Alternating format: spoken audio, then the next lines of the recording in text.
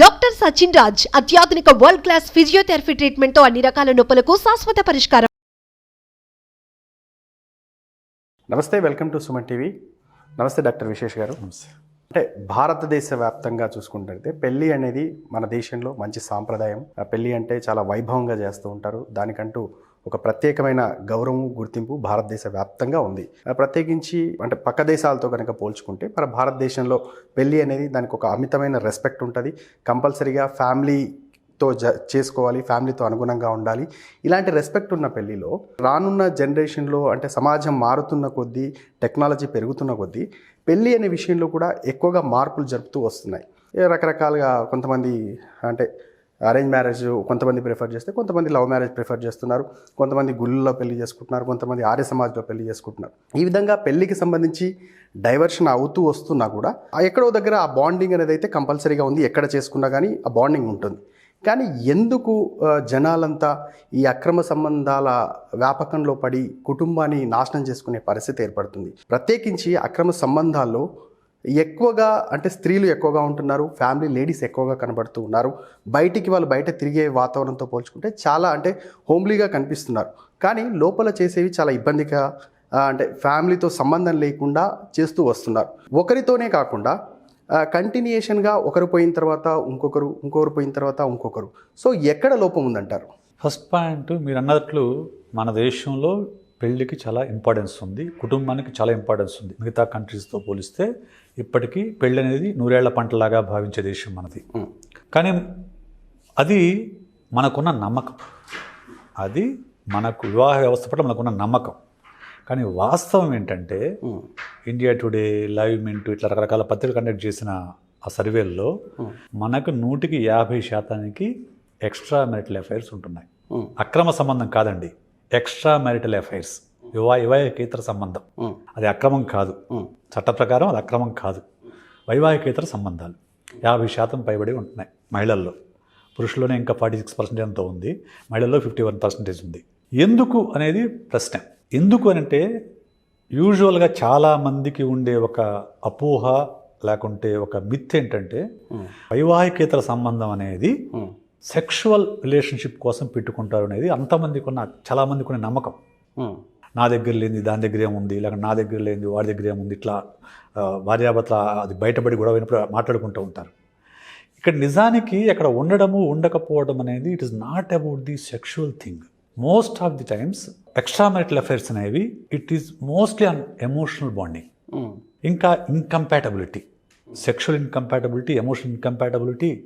Okay, రకరకాల reasons ఉన్నాయి దానికి. మనం ఏమనుకుంటామంటే మాయలో పడ్డాడు, మోజులో పడ్డాడు, వాడి మోజులో పడిపోయింది, ఇట్లా చాలా లూజ్గా మాట్లాడేస్తూ ఉంటాం.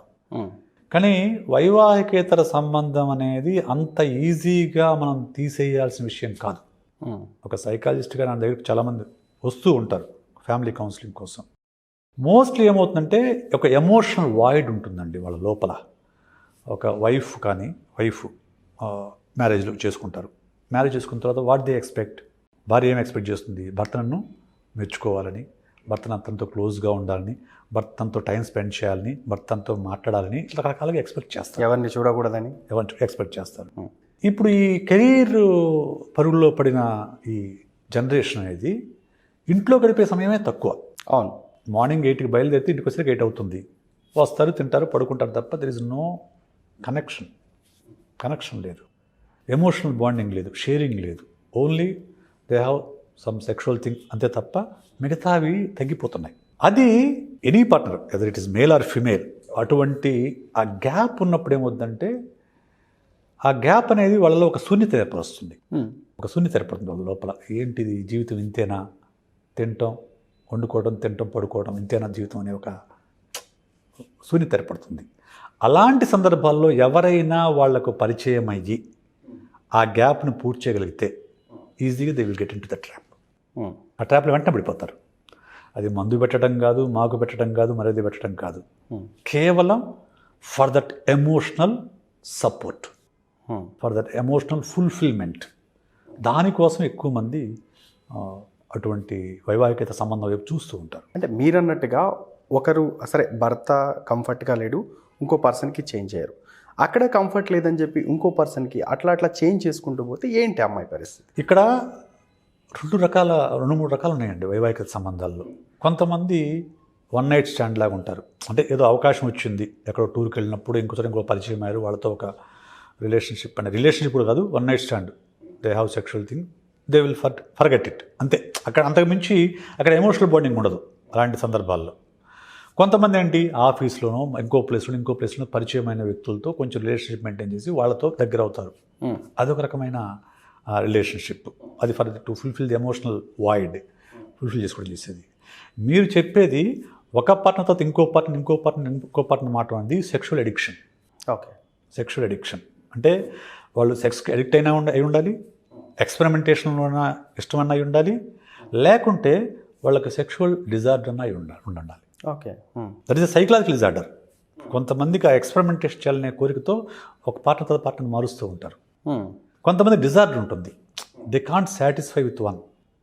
It is not just about sex, okay, it is all about the relationship. So వాళ్ళకి ఆ సాటిస్ఫాక్షన్ ఉండదు, వాళ్ళకు ఇంకా ఏదో కావాలి అని ఒక ఉంటుంది.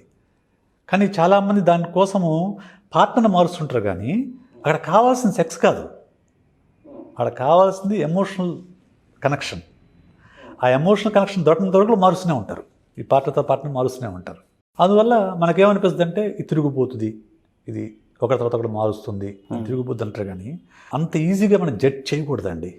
ఒక మనిషి ఎవరైనా కానీ సమాజం ఆమోదించని పని చేస్తున్నారు అంటే దాని వెనక చాలా సంఘర్షణ ఉంటుంది. అవును, చాలా సంఘర్షణ ఉంటుంది. ఎందుకంటే ఈ పని చేస్తే నన్ను సమాజం తప్పుగా చూసి తెలిసినా కానీ వాళ్ళు ఆ పని చేస్తున్నారంటే ఆ పని చేయకుండా ఆ పనిని బలమైనది ఏదో నడిపిస్తూ ఉంటుంది.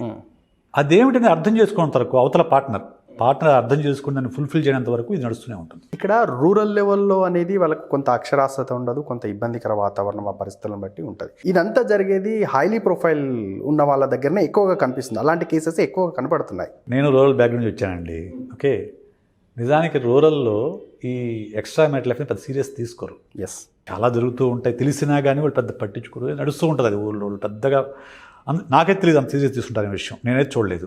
నేను మా ఊర్లో చాలామంది తెలుసు ఎవరికి రిలేషన్షిప్ ఉందనే విషయం, ఎవరు పట్టించుకోరు, నడుస్తూ ఉంటుంది అంతే అది. వేరే అర్బన్లోకి వచ్చేసరికి వీఆర్ ఇన్ 2022. నేను 2000 హైదరాబాద్ వచ్చినప్పుడు ఫస్ట్ టైం నేను విన్నాను ఆఫీస్ హస్బెండ్ ఆఫీస్ వైఫ్ అనే పదాన్ని. మీరు విన్నారు ఇప్పటివరకు ఎప్పుడన్నా? లేదు. 2000లో నేను విన్నది, 22 years బ్యాక్ విన్నా ఈ పదం.